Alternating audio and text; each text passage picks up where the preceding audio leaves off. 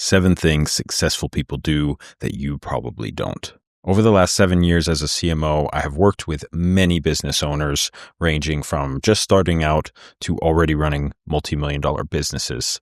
And of course, I started to notice some trends between the people that things seem to always work and get better versus the people that always seem to be treading water or struggling day in and day out. So today I'm going to be going through 7 traits that I have noticed to be particularly strong in people that are regularly successful. Let's get right into it. So the first thing that I notice successful people do is that they regularly delegate their responsibilities as much as they can. They focus on hiring. They're not afraid to spend an extra dollar to get somebody that is really, really good at the task because they realize that that person, if they can do the task even better than the owner of the business, then that is just going to multiply their results over the years.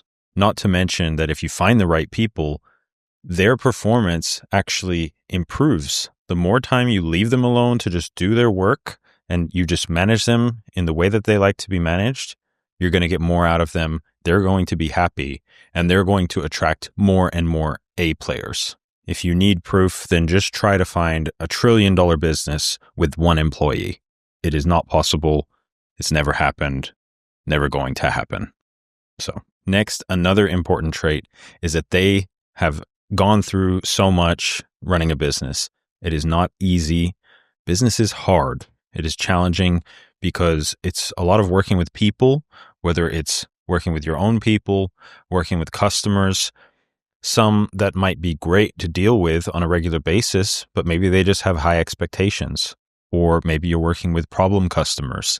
People are going to get mad at you. And so the trait that I've noticed in these successful business owners is that they have a really thick skin. They do get bothered by things, of course, because we're all human, but they have developed a tolerance for nonsense and issues and problems. They end up kind of expecting problems and then they just jump on them, but they're very quick to move past it. They just want to solve the problem and move on. If you run ads at all, you've probably experienced getting hate comments for no reason whatsoever. Like I get people making fun of my haircut when I run my ads. I don't really care. And so that's just something that comes with getting exposure, getting out there in front of people and working with many people. Now, sometimes some business owners do get upset when they start getting those types of comments or annoying customers. Some people just naturally handle it better than others, and that's okay, but it is something that you can work on. So even if you feel like you're a particularly sensitive person and you can't take that kind of harsh feedback on a regular basis, it's something that you can improve on because we don't start out from childhood being able to take lots of people hating on us or causing problems for us. And it's something that you can improve. And I've noticed that in business owners that they're just starting out and then they start dealing with more and more problems. And then over the years, they are just much more resilient. So in a way, running a business is actually a very good way to grow and become stronger, more resilient over time. The next point is actually very well connected to this thick skin trait, and that is they're just never satisfied with what they have. You could think of that as like a greed, but it's more so perfectionism. They think that they have more potential to get, they see bigger opportunities, and it's never really about them just getting something to own. Like most of them that I have met, they're not particularly interested in just buying things, although many of them do like nice things. But even when they have those nice things, they're much more focused on the work and growing the business because they know that that opportunity is so large and they know that they can do more. So even when they reach a new milestone, they feel a moment of satisfaction and then they're already looking on to the next one. Obviously, we want to balance that out and be appreciative of the progress that we've made. But also it's very motivating because you never become stagnant. You know that there's more opportunity and so you can go for more, and it's a great way of just never getting depressed or, complacent because there's something to shoot for next.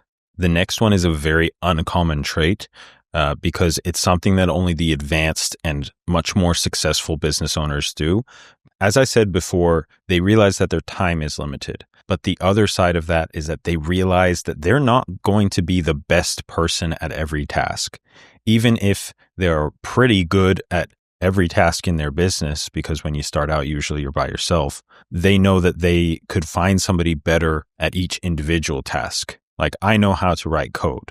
I know how to write ad headlines. I know how to make landing pages and do marketing campaigns and all that stuff, right? But I know for a fact that I am not the best developer in the world. And so I don't try to trick myself and limit myself by telling myself that. Just as a fact of probability, it is not the case. And so wouldn't it be much better if you could find that person that is better than you at that specific task, hire them, and have them do that amazing work for you? Absolutely. And so that's what the best business owners do. If you watch any sort of interviews with Elon Musk or Tim Cook or Jensen Huang from NVIDIA, you will hear something that they talk about all the time is hiring and having the right team in place, how amazing their team is. They don't pretend to be the best at all of the tasks. They try to find the best people for those tasks. But many small business owners do tell themselves that nobody else can do it like them. They're the only ones who know about all of their business processes, and that they would never be able to find somebody to replace them. And that just means that they're not good enough at hiring yet. I know I've done it myself. And then eventually I did find people that are better than me at certain tasks, and then you learn. But this is a trait that is required to transition from small business to bigger business. The next thing that I notice about successful business owners is that they work harder than anybody else around them. And they try to find more people that work hard to surround themselves with again, so that they have a new higher level of work ethic to achieve. Now, that could show itself in many different ways. That could be that they're just always on and always attentive, always checking in on things. It could be that they just never stop actually working. Some of the successful business owners I know, I might never be able to get in touch with them because they're just always so busy. They just don't check their phone. Or it could be the opposite. I get answers from them faster than anybody else that I know. And so there's different styles of how hard they work, but it is just obvious that they are always thinking about work. Whereas there are other business owners I know that they're just starting out and they're going on regular vacations, and that's all very nice, but there's a reason why their business is not as successful as the ones that focus on work more often. So there's nothing wrong with spending your time doing those things, but just realize that that is a trade-off that you are making. For example, obviously, I still make sure I have all the time for family that I can possibly dedicate. But everything besides that, I'm just thinking about work and thinking of ways to make my work more efficient so that I can spend even more time with family and be fully focused when I'm there.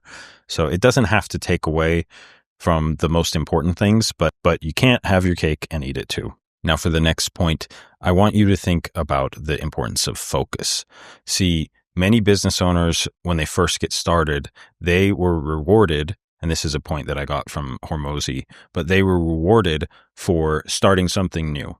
And so they kind of get addicted to that feeling of starting new things all the time. And that can become a problem because you were only rewarded for it once. But if you keep changing your mind and jumping onto another ship every time things get a little bit difficult, that means that your business is never going to really grow into something.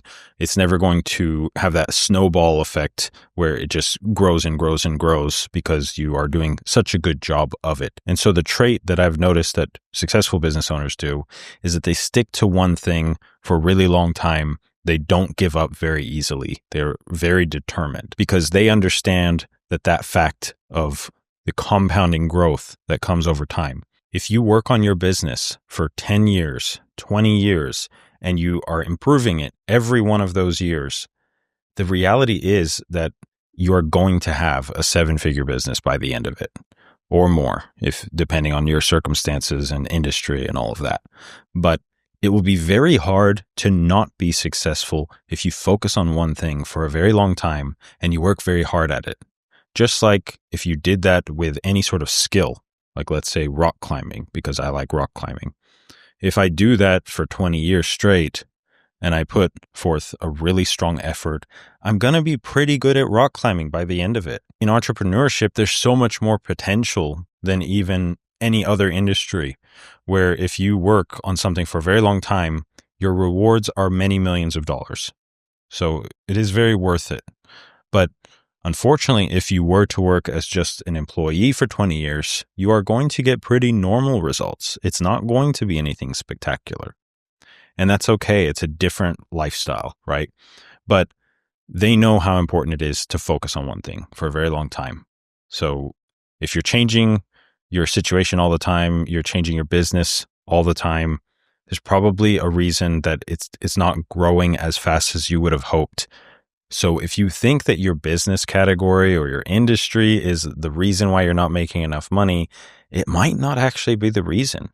Maybe if you're changing things too often, that could be the problem. And the next point is the thing that you are doing right now, and that is self-improvement. I was just talking to a client the other day about a program that I signed up for that is going to supposedly help me become better at business and all of that. But then he started telling me about a course that he actually had taken and a mastermind that he had joined. And it was many, many thousands of dollars. And you know what? It didn't surprise me at all because he is doing very well in his business. And he emphasized to me that he's always looking for more opportunities to speed up his learning because it's just like getting to jump in line. You get to take advantage of everything that that person has learned, your teacher, and you get to avoid the mistakes and just focus on what worked. If you knew the perfect way to run your business and you knew the perfect systems to set up in your business, then you're just going to immediately get all the benefits and you can just start that success. You can start from exactly where they left off, which when you think about it is kind of a no-brainer, but for some reason, people have been so brainwashed by all of the course scams and all of that they're very afraid of wasting money. But I just noticed successful business owners don't really do that because even if they take in some information and they get 1% better, 5% better, that is very, very big for them because they know that that percentage compounds over your whole life. So if you got to go through a few bad apple courses to get to a good one that actually helps you, then who cares? Like, it's worth it.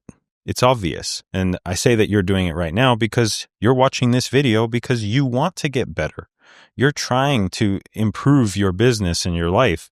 And so you have a good trait there. And so just keep striving for it. I'm the same way. I'm always looking for more information and ways to improve. And if we keep doing that, we're obviously going to get to a better place. So keep it up. Another point that is very important is that they are not afraid to cut their losses. Normal people, when they have spent a lot of money on something or they have worked on something for a very long time, they are afraid to give up on it, even when they know it's not working.